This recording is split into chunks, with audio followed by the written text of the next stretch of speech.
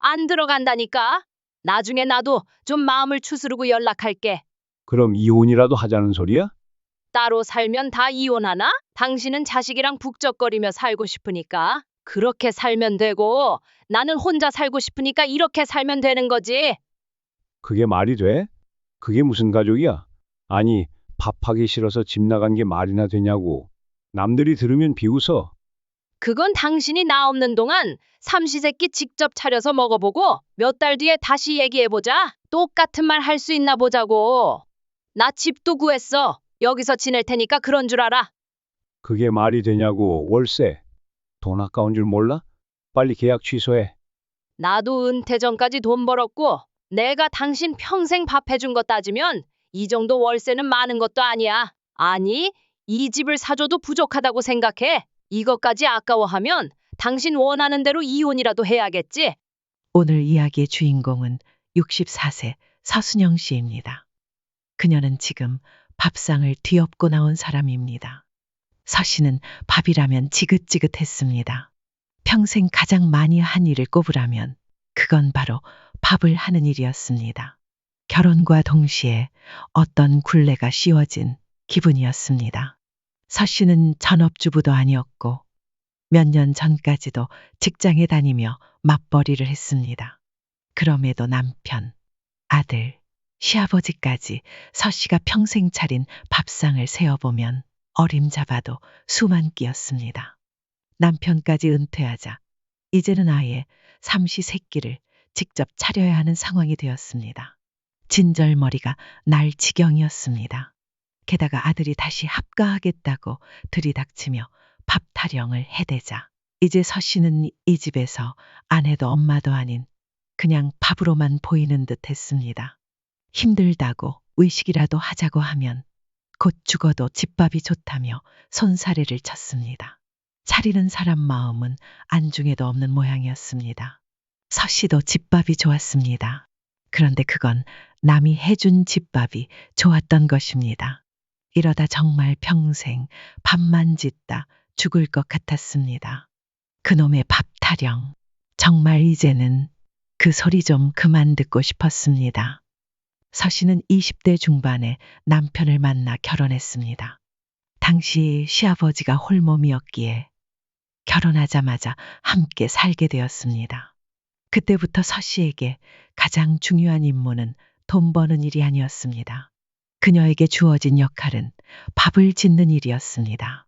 시아버지가 살아계실 때는 새벽 5시에 일어나 매일 새 밥에 새국, 반찬 2~3가지를 차리는 것이 일상이었습니다. 그리고 점심엔 시아버지의 밥상을 챙겨놓고 아침 일찍 출근을 했습니다. 서둘러 퇴근한 뒤엔 가족들이 먹을 저녁밥을 또 차렸습니다. 매 끼니마다 밥은 늘 새 밥이었습니다.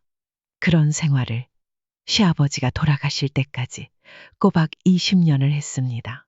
그때는 아들이 대학 갈 무렵이었고 이제 곧 독립하고 나면 이렇게 치열하게 밥을 차리는 생활도 끝날 줄 알았습니다. 하지만 아니었습니다.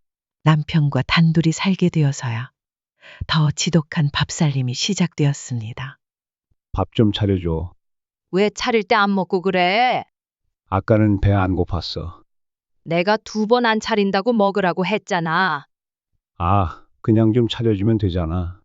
주말 늦은 아침 남편이 소파에 누워서 텔레비전을 보며 말했습니다. 주말엔 아침 먹는 시간이 늘 제각각이었습니다.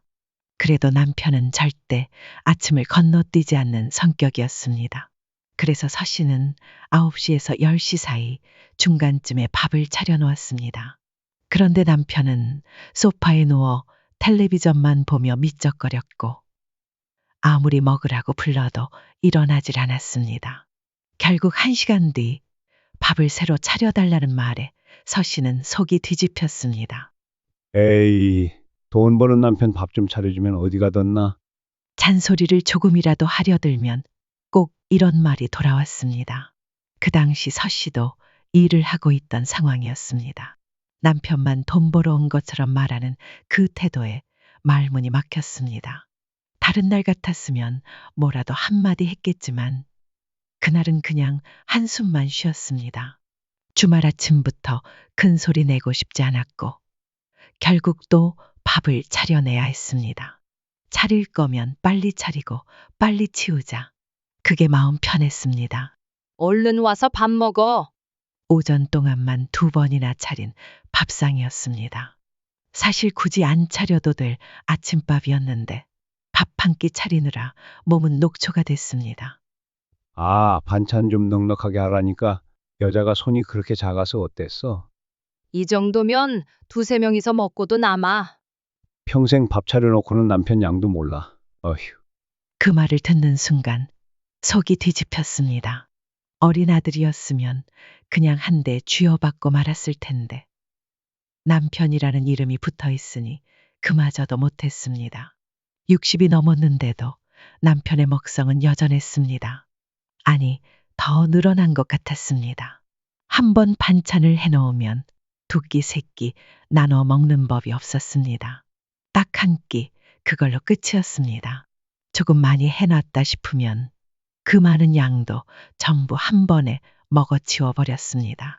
지금도 남편은 반찬이 적다며 투덜댔지만 그날 밥상엔 고등어 2마리, 대접 가득한 호박전, 계란 3개를 풀어 만든 계란찜, 나물 3가지, 된장찌개까지 올라가 있었습니다.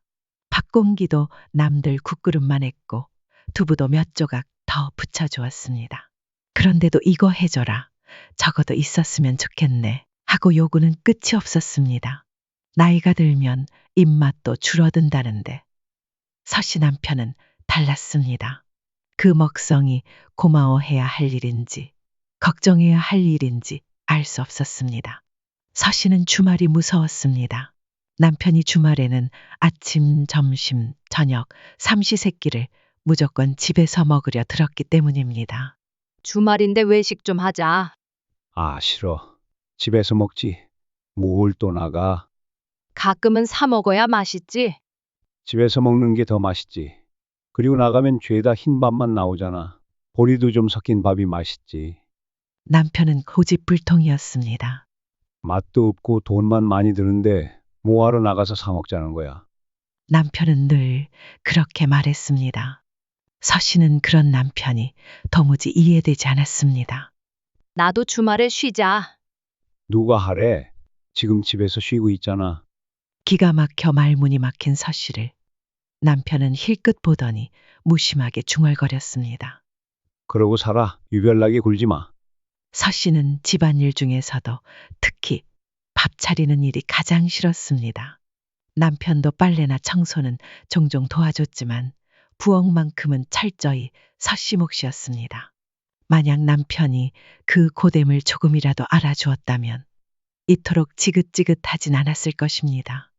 하지만 밥을 안 먹고 살 수는 없는 노릇이었습니다. 그러니 결국 또 밥을 차릴 수밖에 없었습니다.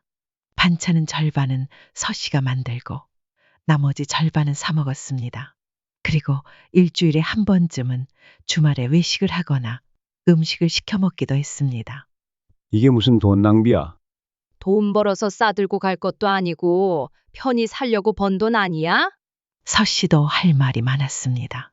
요즘 같은 세상에 정말 부지런하지 않으면 집밥이라고 해도 그렇게 돈이 절약되는 것도 아니었습니다. 식재료 값은 매주 오르고 있었고 매번 남기지 않도록 고민해서 요리를 해야 낭비가 없었습니다. 그런 계산과 조절은 고스란히 서씨의 몫이었습니다. 머리도 아프고 몸도 지쳤습니다. 밥도 새로 안 했네. 점심에 한 거잖아. 투덜거리긴 했지만 안 차려주면 장사가 없었습니다. 이렇게 해서 건강이나 유지하겠냐며 한동안 실랑이를 벌였지만 서씨의 삶은 그때가 가장 편안했습니다. 그러나 그 평온도 오래가지 않았습니다. 남편이 마른 기침을 하더니 한 달쯤 지나 과민성 대장증후군 진단을 받았습니다. 특히나 밖에서 사온 음식만 먹으면 종일 화장실을 들락날락 해야 했습니다. 원인이 정확한 건 아니었지만 남편은 이러다 죽겠다며 난리를 피웠습니다. 평생 집밥만 먹고 살던 사람이라 그런지 탈이 제대로 난 모양이었습니다. 거기에 할당 수치까지 올라가면서 서씨는 다시 집에서 제대로 밥을 해다가 먹여야 하는 상황이 되었습니다. 그날 이후로 외식이라는 말은 집안에서 함부로 꺼낼 수 없는 금기어가 되었습니다. 하지만 진짜 힘든 건 남편과 서씨 둘 다 은퇴한 그때부터였습니다. 아침, 저녁 두 끼를 준비하는 것도 충분히 버거운 일이었지만 매일 한 끼를 더 추가로 차리는 것은 그 이상으로 고된 일이었습니다. 여보, 입이 심심한데 부침개 같은 거 없어? 밥 먹은 지 얼마나 됐다고 그래? 기름기 많은 건 안 좋다며? 기름 조금만 써서 하면 되지. 그럼 대부분의 시간을 집에서 보내는 남편은 식사 사이사이 간식거리까지 챙겨달라며 요구를 쉴 틈 없이 늘어놓았습니다. 그렇게 부엌에서 보내는 시간이 하루의 절반을 넘기고 나자 서씨는 차라리 출근을 하고 싶다는 생각이 들었습니다. 엄마, 저희 들어와서 살려고요. 무슨 말이야? 저희 집 빼고 여기서 같이 살까 해요. 갑자기 왜? 그냥 돈도 아끼고요. 애도 아직 어리고 해서요. 그래도 같이 사는 건 불편하지 않을까? 저희는 괜찮아요. 아버지도 좋다고 하시던데요. 아버지랑은 미리 얘기를 한 거야? 아들은 명절에 집에 와서 기습처럼 이 말을 꺼냈습니다. 서씨로서는 전혀 예상치 못한 말이었습니다. 남편을 쳐다보니 이미 마음을 굳힌 얼굴이었습니다. 그래. 뭐하러 두 집 살림 해? 당신 요즘 물가 비싸다고도 징징대잖아. 이참에 합쳐. 기가 막힌 서씨와는 달리 아들과 남편은 척척 손발이 맞았습니다. 엄마도 손주랑 같이 살면 좋잖아요. 북적북적하고. 그래. 사람 냄새나게 살아야지. 우리 둘이 종일 말도 안 하고 있으면 더 빨리 늙는 거야. 아니, 그래도 그런 건 신중하게 결정해야지. 부모 자식이 같이 사는데 뭘 더 생각해? 남편은 마냥 좋은 듯 들떠 있었고 은퇴 후에 무료한 삶에 손주가 들어오면 활력이 생길 거라며 기대에 부풀어 있었습니다. 하지만 서씨는 조금 더 현실적으로 생각할 수밖에 없었습니다. 그리고 알았습니다. 우기는데 장사 없다는 걸. 이번에는 남편 하나가 아니라 아들과 며느리까지 셋이 합세에 밀어붙이니 서씨는 제대로 된 목소리 한 번 내보지 못하고 끌려가고 말았습니다. 그리고 오래 지나지 않아 서씨는 깊이 후회하게 되었습니다. 그때 단호하게 거절했어야 했습니다. 조금만 더 냉정했더라면 그날 고개를 세차게 저었어야 했습니다. 맞벌이하는 아들 부부가 들어온다면 손주를 돌보는 일도 집안일도 모두 서씨의 몫이 될 거라는 것을 몰랐던 것도 아니었습니다. 왜 안 드세요? 그러게. 당신 왜 밥 안 먹어? 어디 편찮으세요? 금요일 저녁 온 가족이 식탁에 둘러앉아 식사를 하고 있었지만 그날 밥상엔 정작 서씨의 몫은 없었습니다. 음식이 부족해서가 아니었습니다. 입맛이 전혀 없었습니다. 안 먹을래? 배가 안 고프네. 그래도 맛있는 거 많이 하셨잖아요. 아들의 말대로 밥상은 분명 푸짐했습니다. 식구가 많아지니 그만큼 요리할 양도 늘었습니다. 이렇게 차려놓지 않으면 먹을 게 없다, 반찬이 별로다 하고 불평하는 남편 때문이었습니다. 그리고 아들도 똑같았습니다. 애초에 말이 나오지 않게 그냥 질릴 만큼 많이 차려놓는 게 서씨의 정신 건강엔 더 나았습니다. 서씨는 본래 소식가도 아니었고 밥을 싫어하는 사람도 아니었습니다.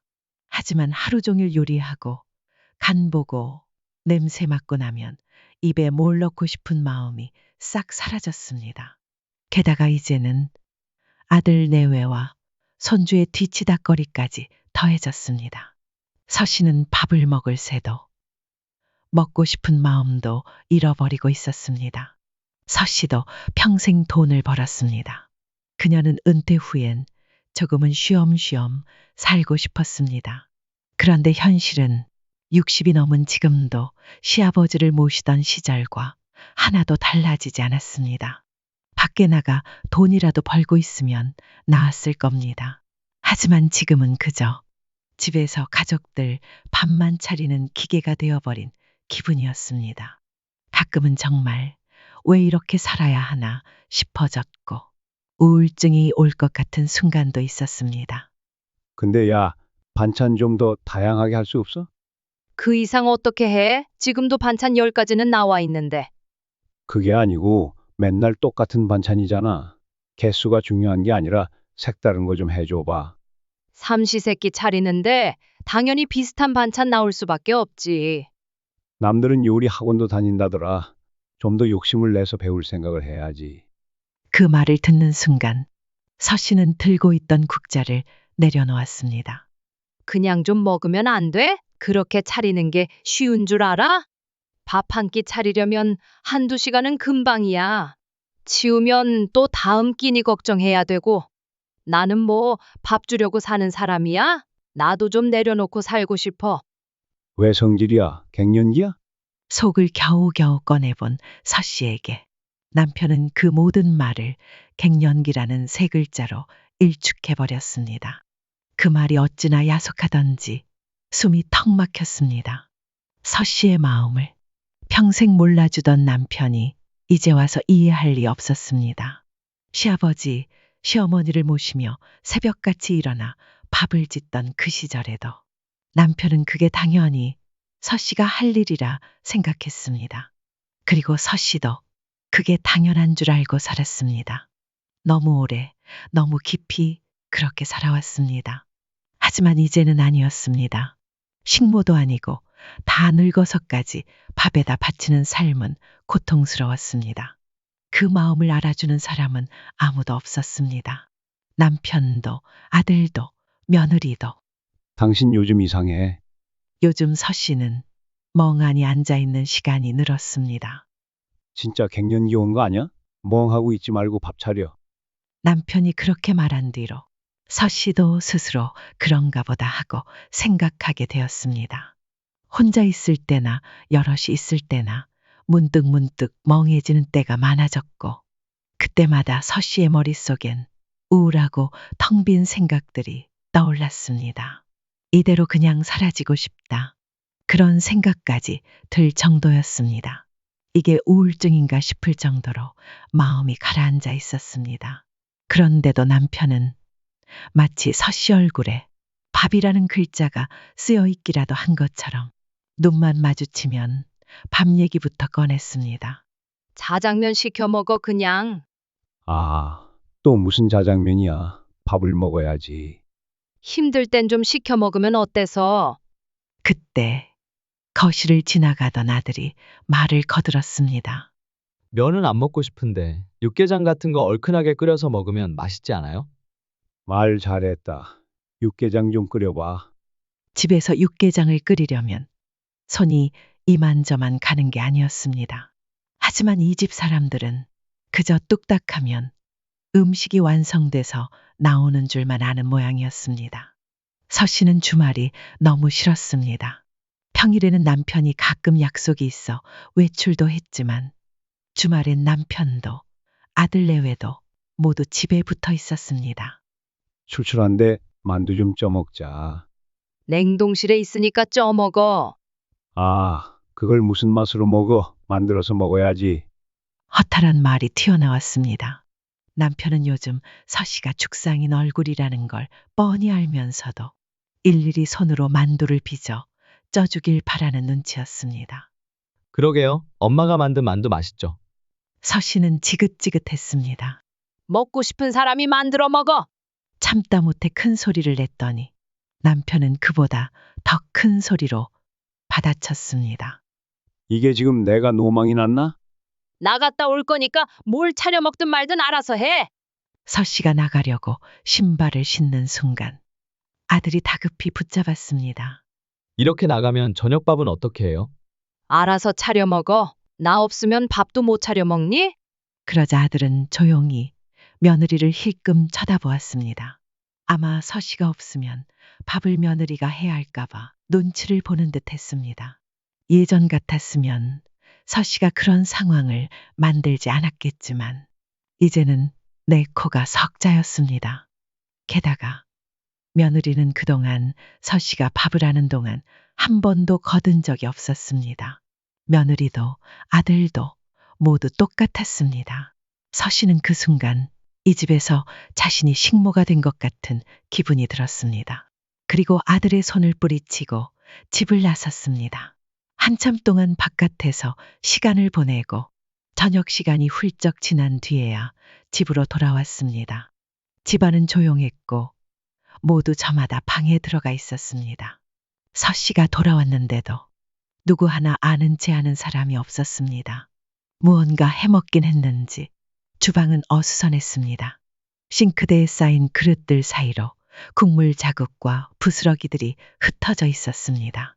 그때 닭소리 같은 마른 기침 소리가 들려 고개를 돌리자 남편이 물을 마신 뒤 식탁 위에 컵을 내려놓고 있었습니다. 남편은 서 씨를 노려보며 말했습니다. 늙어도 곱게 늙어. 식구들 굶기는 사람이 어디 있어? 기가 막혀 대꾸조차 하지 않았더니 남편은 뒤도 돌아보지 않고 방으로 들어가 버렸습니다. 서 씨는 그 순간 자신의 존재 가치가 딱 밥 짓는 사람, 그 이상도 이하도 아니라는 사실을 뼈저리게 느꼈습니다. 가슴이 뜨거워져 와서 서 씨는 찬물 한 컵을 벌컥벌컥 들이켰습니다. 이대로는 제 명예 못 살겠다는 생각까지 들었습니다. 그리고 그런 날이 또 있었습니다. 서 씨의 생일 아침이었습니다. 왜 미역국도 없어? 그래도 오늘이 서 씨의 생일인 건 알고 있다는 듯 남편은 무심하게 말을 꺼냈습니다. 반찬이 이게 뭐야? 전부 어제 저녁에 먹었던 거잖아. 며칠 전부터 몸도 으슬으슬했고 무엇보다 생일날 아침까지 혼자 부엌에서 애쓰고 싶지 않았습니다. 아침상이 단출하자 남편의 표정이 불편해졌습니다. 내 생일에 미역국도 내 손으로 끓여야 해? 남편은 헛기침을 하며 민망하다는 듯 대답했습니다. 아, 당신이 잘하니까 그렇지. 당신 미역국이 제일 맛있으니까. 내 생일에 내가 미역국 안 먹고 싶어서 안 끓였어. 참, 오랜만에 소고기 넣고 미역국 끓이면 좋지. 이렇게 밥하는 걸 귀찮아해서 어째. 서 씨는 그 말에 대꾸하고 싶지도 않았습니다.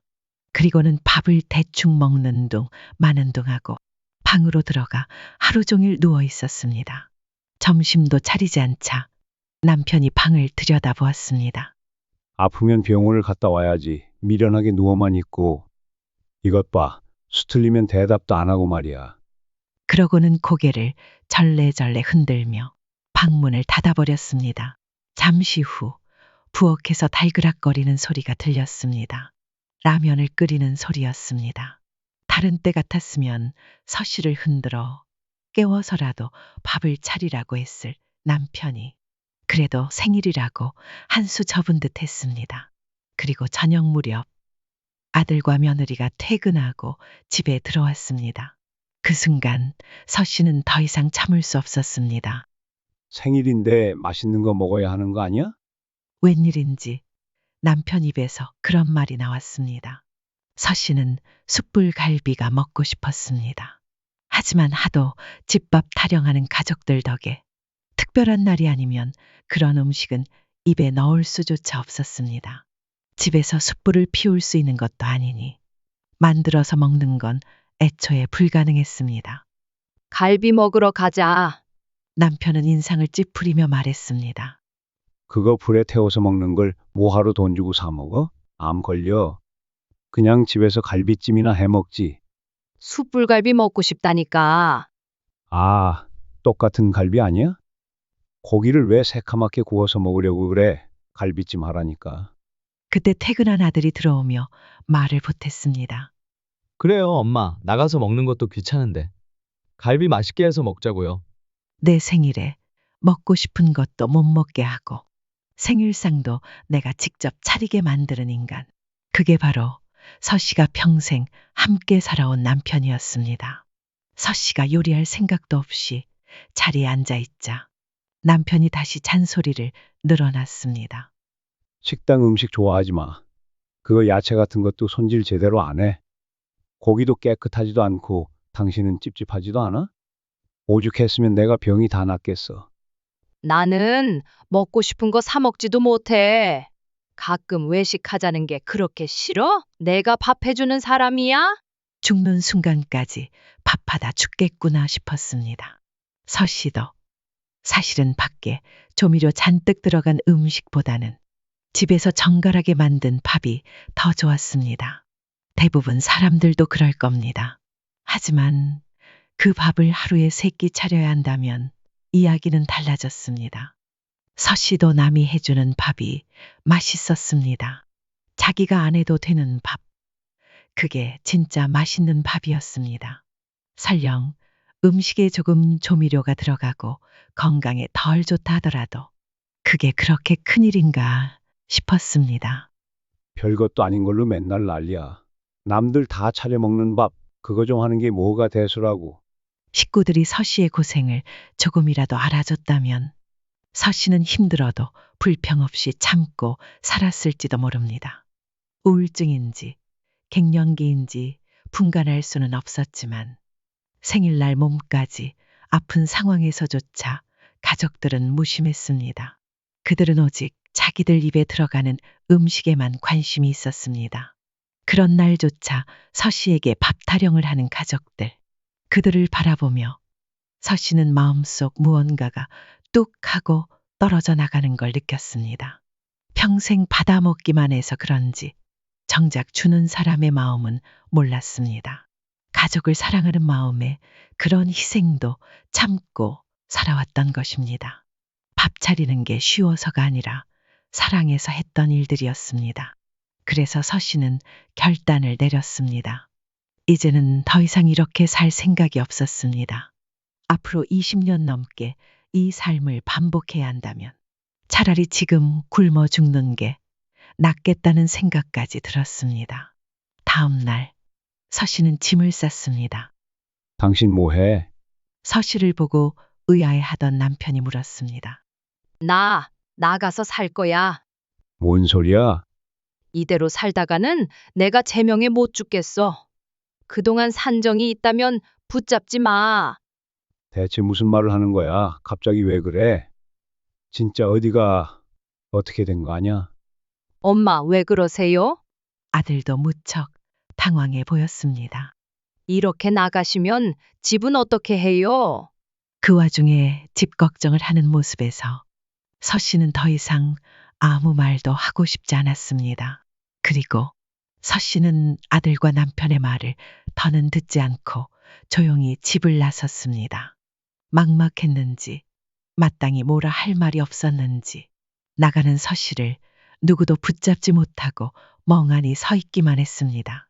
서씨는 집을 나서자마자 곧바로 머물 곳을 찾았습니다. 부동산을 통해 10평짜리 오피스텔을 월세로 바로 계약해버렸습니다. 마침 빈 방이라 당장 입주가 가능했고 냉장고며 옷장이며 침대까지 갖춰져 있어 별도로 가구를 살 필요도 없어 보였습니다. 오피스텔 16층 창가에 서서 서씨는 창밖을 내다보았습니다. 가슴이 뻥 뚫리는 기분이었습니다. 하지만 그 기분과는 다르게 서씨의 휴대폰은 불이 날 듯이 울려대고 있었습니다. 눈 딱 감고 나온 일이긴 했지만 서씨는 진작에 이 결정을 했어야 했다고 생각했습니다. 한참 뒤 서씨가 남편의 전화를 받자 남편은 다짜고짜 고함부터 질렀습니다. 당신 어디야? 당장 들어오지 못해? 안 들어간다니까. 나중에 나도 좀 마음을 추스르고 연락할게. 그럼 이혼이라도 하자는 소리야? 따로 산다고 다 이혼하는 건 아니잖아. 당신은 자식이랑 북적거리며 살고 싶으니까 그렇게 살면 되고, 나는 혼자 살고 싶으니까 이렇게 살면 되는 거지. 그게 말이 돼? 그게 무슨 가족이야? 이런 가족도 있고 저런 가족도 있는 거지. 당신도 내가 죽는 꼴 보는 것보다는 이렇게 살아있는 게 낫잖아. 극단적으로 들릴 수도 있는 서씨의 말에 남편은 놀란 듯 말을 멈췄습니다. 아니, 밥하기 싫어서 집 나간 게 말이 돼? 남들이 들으면 비웃어. 그건 당신이 나 없는 동안 삼시세끼 직접 차려서 먹어보고 몇 달 뒤에 다시 얘기해보자. 그때도 똑같은 말 할 수 있나 보자고. 실제로는 남편이 직접 해먹을 가능성은 낮았습니다. 대신 며느리가 하게 될 가능성이 더 컸습니다. 하지만 그렇다면 가만히 있을 아들 며느리가 아니었습니다. 틀림없이 분가하자고 나설 게 뻔했습니다. 그때가 되면 남편도 무언가 깨닫게 될 것이었습니다. 나 오피스텔도 구했어. 월세. 여기서 지낼 테니까 그런 줄 알아. 나중에 마음 좀 풀리면 어딘지 알려줄게. 그게 말이 돼? 월세? 돈 아까운 줄 몰라? 빨리 계약 취소해. 나도 은퇴 전까지 돈 벌었고 내가 당신 평생 밥 해준 거 따지면 이 정도 월세는 많은 것도 아니야. 아니, 이 집을 사줘도 부족하다고 생각해. 이것까지 아까워하면 당신 원하는 대로 이혼이라도 해야겠지 뭐. 이혼이 장난이야? 그러니까 나도 좀 숨 쉬면서 살게 해줘. 이거 좀 낸다고 우리 노후가 어떻게 되는 것도 아니잖아. 차라리 당신 아들한테서 생활비 받아. 나는 내가 알아서 살 테니까 걱정 말고. 아니, 그러면 밥은 누가 하라는 거야? 역시나 가장 큰 걱정은 밥이었습니다. 집밥이 그렇게 좋으면 당신이 이제 해 먹으라니까. 아니면 똑같이 집밥 좋아하는 아들한테 해달라고 하던가? 그 말을 끝으로 서씨는 난리치는 남편의 말을 무시하고 전화를 끊어버렸습니다. 그리고 남편의 번호를 차단했습니다. 당분간은 풀 생각이 없었습니다. 서씨는 그렇게 남편과 아들에게서 완전히 벗어나 홀로 살기를 시작했습니다. 너무 갑작스러웠던 일이라 제대로 된 짐조차 챙기지 못했지만 그건 전혀 문제가 되지 않았습니다. 어차피 혼자 사는데 필요한 건 그리 많지 않았습니다. 다음 날 서씨는 오랜만에 늦은 시간에 눈을 떴습니다. 아무에게도 방해받지 않고 누구 눈치도 보지 않고 물 한 잔을 따라 마셨습니다. 그게 서씨의 아침 식사였습니다. 그러다가 출출해질 때쯤 서씨는 자장면을 시켜 먹었습니다. 그리고 나서 쓰레기만 치우고 나니 손 하나 까딱한 게 없을 만큼 편했습니다. 자장면 한 번 먹자고 사정사정을 하거나 직접 반죽까지 해야 했던 지난 날들이 떠올랐습니다. 서씨는 요리에 취미가 없었습니다.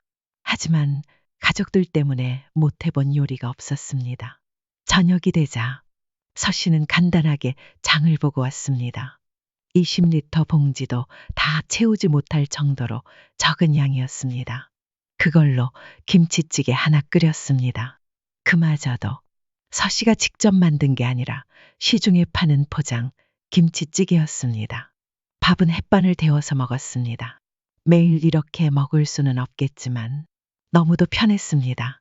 서씨는 하루에 2끼, 먹고 싶을 때만 간단하게 식사를 했습니다. 반찬은 한두 가지면 충분했고 하기 싫을 땐 나가서 사 먹거나 배달을 시켜 먹기도 했습니다. 밥 먹는 시간이 더 이상 괴로운 시간이 아니었습니다. 충분히 덜 힘들게 살 수 있었던 삶이 있었는데 그놈의 집밥이라는 것에 발이 묶여 수십 년을 고생하며 살아왔던 것이었습니다. 누군가는 서씨를 비난할 수도 있을 것입니다.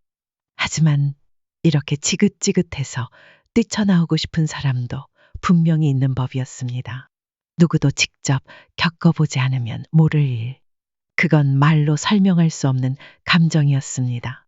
그리고 밖에 나와 며칠 살았을 뿐인데 앓고 있던 우울증이 병원에 가지 않아도 저절로 치유되는 듯한 기분이 들었습니다. 창밖을 보다가 서씨는 가끔 이유도 없이 실실 웃곤 했습니다. 마음의 병이 참 깊었구나. 스스로 그렇게 느껴졌습니다. 그래서일까요? 그 마음 한 자락도 알아주지 않았던 가족들이 더욱 야속하게 느껴졌습니다. 평생을 헌신한 대가가 노망났냐는 한마디뿐이었으니 어느덧 서씨가 집을 나온 지 2달이 넘었습니다. 그즈음 남편에게서 전화가 왔습니다. 목소리는 한풀 꺾인 듯 다소 조심스러웠습니다. 당신 이제 할 만큼 했잖아. 이제 들어와. 나 요즘 너무 살만해. 나는 생각 안 해? 가족들은 나 없으니까 불편해? 당연한 걸 묻는다. 지금 집이 말도 아니야. 서 씨는 아직 멀었다는 생각이 들었습니다. 그리고 남편과의 통화를 통해 스스로의 마음을 다시 한번 다잡을 수 있었습니다. 남편은 인생의 동반자가 필요한 게 아니었습니다. 늘 곁에서 뒤치다꺼리를 해줄 사람이 필요했던 것이었습니다. 하지만 남편이 편하자고 내 인생을 바치고 싶은 마음은 없었습니다. 서 씨에게도 서 씨만의 인생이 있었습니다. 비로소 집을 나온 후에야 잃어버렸던 자신의 삶을 되찾은 기분이었습니다. 당신도 내가 밥하기 싫어서 나왔다고 생각하지 말고 오죽하면 그랬겠나 하고 한 번쯤은 생각해봐. 남편은 나중엔 거의 애원하는 목소리로 다시 전화를 걸어왔지만 서 씨는 끝내 돌아가지 않았습니다. 그렇다고 남편의 번호를 차단하지는 않았습니다. 남편도 아들도 며느리도 고생을 하고 있는 듯 보였지만 서 씨는 더 이상 그 삶에 휘말리지 않기로 결심했습니다. 이 정도까지 했으면 자신이 가족에게 해야 할 의무는 충분히 다 했다고 생각했습니다. 그걸 남편도 아들도 알고 있었기에 쫓아오라는 소리도 감히 하지 못했습니다. 나중에 시간이 더 흐른 뒤에는 어떻게 될지 알 수 없었지만 지금 이 순간만큼은 서 씨는 지금의 삶에 무척 만족하고 있었습니다. 서순영 씨의 사연은 여기까지입니다. 평생 가족을 위해 희생했지만 정작 자신은 밥 짓는 기계처럼 취급받았던 그녀. 늦게나마 자신의 삶을 되찾아가는 모습. 여러분은 어떻게 보셨나요? 가끔은 나를 지키는 일이 가족을 지키는 것보다 더 중요할 때도 있는 것 같습니다. 서 씨처럼 용기 내는 게 쉽지 않지만 때로는 그 한 걸음이 나를 구하는 길이 될 수도 있겠죠. 여러분이라면 어떤 선택을 하셨을 것 같나요? 서 씨의 결정이 통쾌했다면 혹은 아쉬운 점이 있었다면 댓글로 여러분의 생각을 들려주세요. 여러분의 이야기가 또 다른 누군가에겐 큰 힘이 될지도 모릅니다. 이야기가 마음에 드셨다면 구독과 좋아요로 함께 해주세요. 다음엔 더 흥미롭고 따뜻한 이야기로 찾아올게요. 감사합니다.